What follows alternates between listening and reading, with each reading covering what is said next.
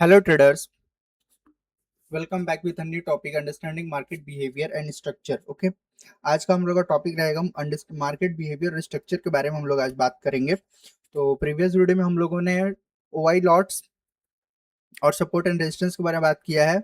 I hope आपने वो video देखा होगा। बाय द वे, अगर आपने नहीं देखा है तो उसको देख लीजिए, आपको अंडरस्टैंडिंग और ज़्यादा क्लियर हो जाएगा। ठीक है, तो हम लोग स्टार्ट करते हैं। पहले हम लोग समझेंगे कि बिहेवियर क्या होता है मार्केट का। ठीक है, फिर उसके बाद स्ट्रक्चर समझेंगे। बिहेवियर की बात ही स्ट्रक्चर क्लियर हो पाता है। ठीक है, स्टार्ट। तो देखिए, सबसे पहले हम लोग ये जो हम लोग का सपोर्ट होता है, सपोर्ट एंड रेजिस्टेंस। ठीक है, सपोर्ट एंड रेजिस्टेंस, ये जो चीज है सपोर्ट एंड रेजिस्टेंस, ये हमेशा चार्ट पे काम करता है। ठीक है, अब इसके बाद क्या होता है, वॉल्यूम होता है। अब इसके अंदर वॉल्यूम भी परफॉर्म करता है। तो वॉल्यूम के बारे में एक बार आपको थोड़ा सा स्लाइटली डिस्कशन कर लेते हैं। वॉल्यूम, ठीक है, डिमांड एंड सप्लाई। ठीक है, डिमांड एंड सप्लाई क्या होता है उसके बारे में डिस्कशन कर लेते हैं।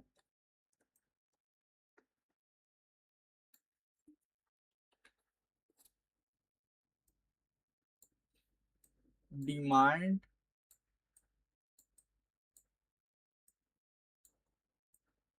एंड सप्लाई, ठीक है। जो डिमांड एंड सप्लाई होता है, जैसे कि डिमांड का मतलब होता है कोई चीज का बहुत ज्यादा डिमांड है। ठीक है, डिमांड इन द सेंस की नीड बहुत ज्यादा है। ओके, जैसे कि ऑयल का एग्जांपल हम लोग लेते हैं। फिलहाल ऑयल का क्राइसिस बहुत चल रहा है, गैस एंड ऑयल का।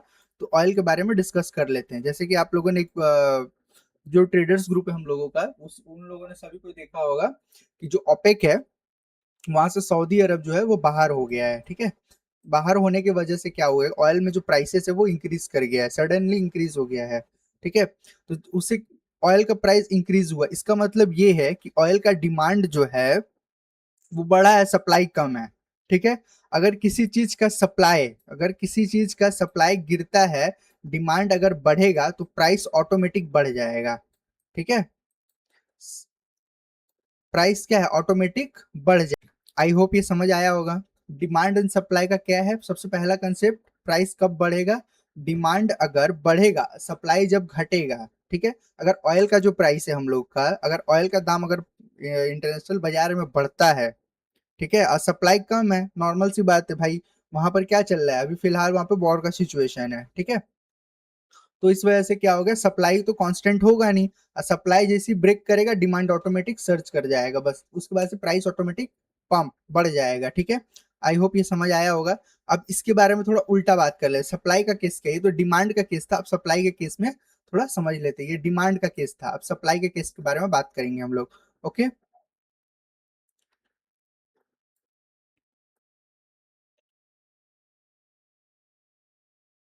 सेम ऑयल पकड़ते हैं हम लोग। ओके,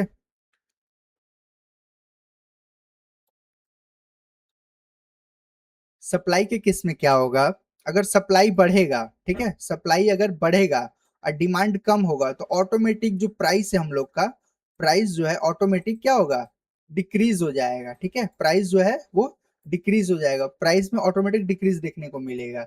जैसे कि ऑयल का जो, ऑयल अगर अनलिमिटेड अमाउंट में अगर हो गया, ऑयल का सप्लाई अगर अनलिमिटेड हो गया, अनलिमिटेड इन द सेंस कि जिस कंट्री को जितना ऑयल चाहिए उससे ज्यादा अगर मिल रहा है, तो उस कंट्री के लिए भी वो एक अनलिमिटेड बाउंड्री सेट कर देता है कि हाँ आपका जो अनलिमिट है बट उससे थोड़ा ज्यादा है। तो इस वजह से क्या होगा, प्राइस जो है हम लोग का ऑटोमेटिक डिक्रीज हो जाएगा। और जैसी प्राइस डिक्रीज होगा वैसे ही सारे ट्रांसपोर्टेशन कॉस्ट हो गया, फिर उसके बाद से जितना बेसिक नीड्स होता है वो ऑटोमेटिक प्राइस उसका भी डिक्रीज हो जाएगा। ठीक है, आई होप आपको ये सप्लाई एंड डिमांड समझ में आया होगा। ठीक इसी तरीके से हम लोग के चार्ट में ये चीज काम करता है। ठीक है, चार्ट में क्या काम करता है उसके बारे में हम लोग समझ लेते हैं पहले थोड़ा सा।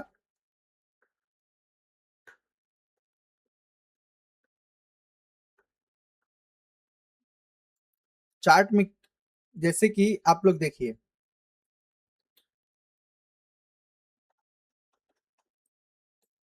अच्छा एक बात और, यहाँ पे हम लोग थोड़ा टाइम फ्रेम के बारे में भी स्लाइडली थोड़ा डिस्कस कर लेते हैं। टाइम फ्रेम का क्या सीन है हम लोगों का, कि मेरा जो टाइम फ्रेम देखने का तरीका है वो थोड़ा सा अलग है सबसे। क्यों अलग है, क्योंकि हम थोड़ा मेरा आदत क्या है कि मैं थोड़ा उल्टा देखता हूँ। ठीक है, जैसे कि मार्केट एक महीने में क्या बिहेव किया, मार्केट स्ट्रक्चर क्या रहा, फिर वीकली क्या रहा, फिर मंथली डेली क्या रहा, फिर आवर, फिर 3 आवर, 4 आवर, 2 आवर, ऐसे करके उल्टा देखते देखते सीधा मैं 5 मिनट तक जाता हूँ। फिर मेरे को क्लियर व्यू मिल जाता है कि हाँ मार्केट का डायरेक्शन ये है। ठीक है, तो आप लोग थोड़ा ट्राई करिएगा इस चीजों को अडॉप्ट करने का। आई थिंक आपने भी महसूस किया होगा, बट आप कब जो ठीक लगे आपको। ठीक है, बट मेरा ये अपना है एकदम कि मेरे को उल्टा देखना है। पहले मैं 1 मंथ देखता हूँ, 1 मंथ जैसे कि आपको मैं नॉर्मली थोड़ा सा बता दे रहा हूँ यहाँ पर। ठीक है, उसके बाद फिर वॉल्यूम पे हम लोग थोड़ा सा डिस्कशन करेंगे। जैसे कि देखिए, ये जो ये कोविड का टाइम है। ठीक है, ये वाला जो प्राइस हम लोग का, ये वाला जो कैंडल है कोविड के बाद का कैंडल, कोविड के टाइम का कैंडल है, जो 2020 में कोविड आया था।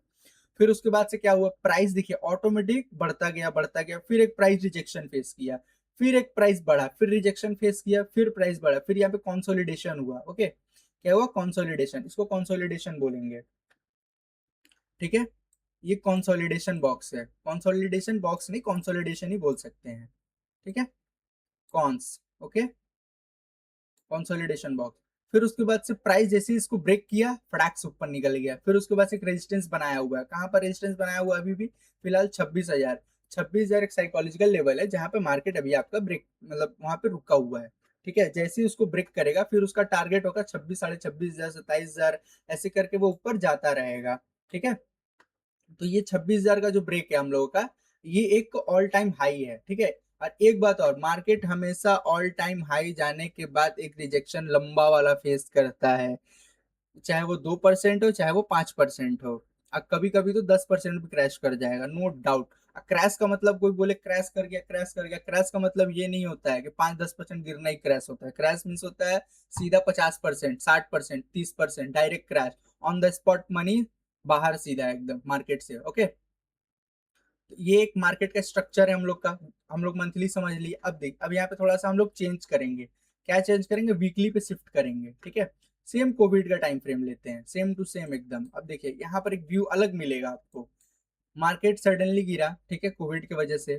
फिर उसके बाद एक स्पाइक दिया, स्पाइक इन द सेंस बढ़ा, फिर एक रिजेक्शन फेस किया, इसको रिटेस्ट बोलेंगे। ठीक है, फिर उसके बाद से प्राइस ऊपर गया, फिर यहाँ पर कंसोलिडेशन बॉक्स की तरह लगा प्राइस नीचे चला जाएगा, बट नहीं गया। प्राइस यहाँ पर रेंज बाउंड रहा। क्या रहा, रेंज बाउंड। ओके, यहाँ पे जो प्राइस हम लोग का वो रेंज बाउंड की तरह फंसा रह गया, सेम टू सेम। ओके, देखिए ये रेंज बाउंड। फिर उसके बाद से जो प्राइस है, फिर इसको ब्रेक किया, फिर उसके बाद से अपसाइड की ओर ट्रेंड किया, फिर नीचे एक रीटेस्ट लिया, फिर उसके बाद से कंसोलिडेट होते होते होते ऊपर की ओर निकल गया, प्राइस मूव करता गया। फिर इसके बाद से क्या हो गया, एक सर्टेन पॉइंट पे जाने के बाद या रेजिस्टेंस पे जाने के बाद, आई थिंक 26,280 के बाद, फिर वहां से जो प्राइस है डाउनफॉल की ओर रैली किया। ठीक है, नो डाउट। ये कौन सा टाइम फ्रेम है, वीकली टाइम फ्रेम है, ध्यान रहे ये वीकली टाइम फ्रेम है। ओके, फिर इसके बाद क्या हो रहा है, फिर यहाँ से जो प्राइस है हम लोग का एक फिर अपसाइड की ओर गया, फिर वो रेजिस्टेंस के पास नहीं पहुंच पाया, फिर वहां से रिजेक्शन फेस किया, फिर प्राइस अपसाइड की ओर गया, मतलब कि 26,000 लेवल को 2 बार प्राइस ब्रेक करने का कोशिश किया है। ओके, लेकिन हुआ क्या, ब्रेक नहीं हुआ। फिर उसके बाद से Iran and Iraq, America, Israel and Iran का वॉर स्टार्ट हो गया। ठीक है, आई होप आपको इस समझ में आ रहा होगा, क्लियर है। फिर इसके बाद हम लोग यहाँ पर डेली टाइम फ्रेम देख लेते हैं। वीकली हो गया ना, वीकली के बाद से फिर ये 4 आवर, 3 आवर, 1 आवर होता है, तो हम लोग डायरेक्ट यहाँ पर 1 आवर पे डेली टाइम फ्रेम यानी कि 24 आवर पे शिफ्ट करते हैं। ठीक है, अब देखिए डेली टाइम फ्रेम पे क्या दिखाएगा। डेली टाइम फ्रेम पे भी सेम कंसोलिडेशन के हिसाब से मार्केट यहाँ पे मूव करेगा, नो डाउट। ये मार्केट का स्ट्रक्चर है। अगर आपको 1 मिनट का कैंडल अगर समझ में आता है, तो आपको 15 से 20 मिनट का भी कैंडल आपको समझ में आएगा। ओके, फिर उसके बाद से ये मेरा एनालिसिस का तरीका है ये। ठीक है, फिर डेली हो गया, फिर 4 घंटा हो गया, फिर 4 आवर पे देखेंगे क्या चल रहा है मार्केट में। अब देखिए मार्केट में शॉर्ट टर्म रिजेक्शन फेस किया है, कहाँ पे, यहाँ से। ठीक है, जैसे कि ये वाला सर्टेन एक पॉइंट है, 24,000, 24,500 के आसपास, 24,500 से रिजेक्शन फेस किया है। मार्केट हमेशा रेजिस्टेंस जो है सिर्फ 26,000, 26,500, 25,000, 25,500, इस तरीके की प्राइस पे आकर के रिटेस्ट करे, रेजिस्टेंस लेगा। ठीक है, इस पे ध्यान रखने का अपने को। कहाँ पे रेजिस्टेंस लेगा, 26,000, 26,500 ऐसा जो नंबर होता है जो 500 के डिफरेंस पे होता है, ठीक है, क्योंकि मार्केट को 500 का अगर डिफरेंस रहेगा तो फिर वहां पर आपको क्लियर एक व्यू मिलेगा कि हाँ 400 पॉइंट का रैली अभी बाकी है, 100 पॉइंट का रैली अभी बाकी है, 150 पॉइंट बाकी है, फिर वहां पर एक फ्रेश एंट्री बना करके आप वहां पर अपना ट्रेड प्लेस कर सकते हो, ठीक है, क्लियर है। फिर इसके बाद सिर्फ ये मार्केट का एक बिहेवियर रहा, टाइम फ्रेम के अकॉर्डिंग आई थिंक मैंने आपको बिहेवियर भी यहाँ पे समझा दिया है। फिर उसके बाद से हम लोग का स्ट्रक्चर आता है, ठीक है, स्ट्रक्चर क्या परफॉर्म करता है, स्ट्रक्चर ये परफॉर्म करेगा कि कब स्ट्रक्चर क्या परफॉर्म करेगा, जैसे कि हम लोग यहाँ पे देख सकते हैं, ये देखिए ये रहा एक मार्केट का सपोर्ट लेवल, ओके, यहाँ से, ठीक है, ये एक सपोर्ट लेवल है मार्केट का, सपोर्ट मार्केट ने, ओ माय गॉड, भाई छोटा हो जा भाई, हाँ अब ठीक है, बस ठीक है। सपोर्ट लेवल क्या है, 22,000 का सपोर्ट लेवल है, 22,000, ठीक है, देखिए राउंड नंबर, जरूरी नहीं है कि हमेशा 22,000 से ही लेगा, ठीक है, 22,000 आगे पीछे दाएं बाएं हो सकता है, 50 पॉइंट ऊपर 50 पॉइंट नीचे, कभी कभी 150 पॉइंट ऊपर 150 पॉइंट नीचे होता है, कोई घबराने वाली बात नहीं है, ओके।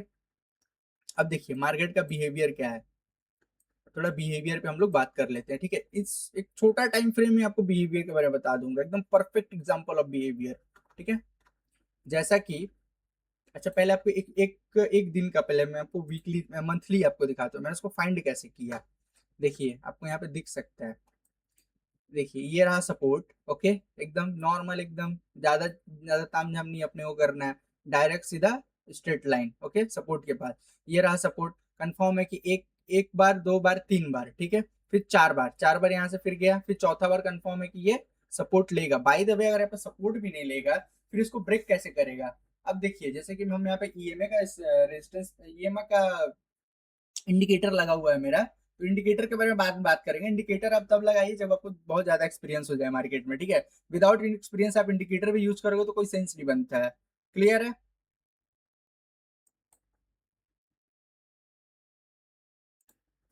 हाँ 4 आवर पे हम लोग शिफ्ट करते हैं, यहाँ पर आप देखो ये जो कैंडल बना हुआ है, एक बार थोड़ा मैं इसको हटा देता हूँ, हट जा भाई, हाँ अब ठीक है, अब कोई ना, देखो ये जो कैंडल बना है ये वाला, ये सबसे इंपॉर्टेंट कैंडल है, कब का बना हुआ है, 9/15 का, 2 अप्रैल 26 का, यानी 2 अप्रैल और 26 का ये जो कैंडल बना हुआ है हम लोगों का, एकदम हैमर बना हुआ है, ठीक है, छोटा सा है एकदम, बॉडी इसका एकदम छोटा सा है टॉप में, और नीचे में जो वीक है एकदम वो लंबा सा है, इसका मतलब ये होता है कि बायर्स ने, सेलर्स ने यहाँ पे बहुत ट्राई किया है, ठीक है, एक बार आप इसको समझो, ठीक है, बहुत इंपॉर्टेंट है ये बना एग्जैक्टली ये बना कहाँ पर है, ये वाला जो कैंडल है हम लोगों का, ये वाला जो कैंडल है ये बना कहाँ है, ये सबसे इंपॉर्टेंट फैक्टर है यहाँ पर, ये वाला जो कैंडल है ये बना है सपोर्ट पर, ठीक है, सपोर्ट कितने का है,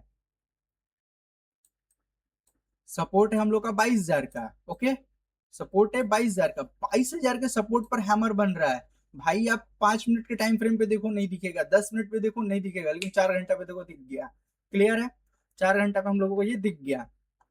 फिर इसके बाद जैसे ही ये दिखा, सब लोग यहाँ पे क्या करेंगे, जो सेलर को वो अलग करेगा, बट मैं बायर के पर्सपेक्टिव से बता रहा हूँ यहाँ पर, क्लियर,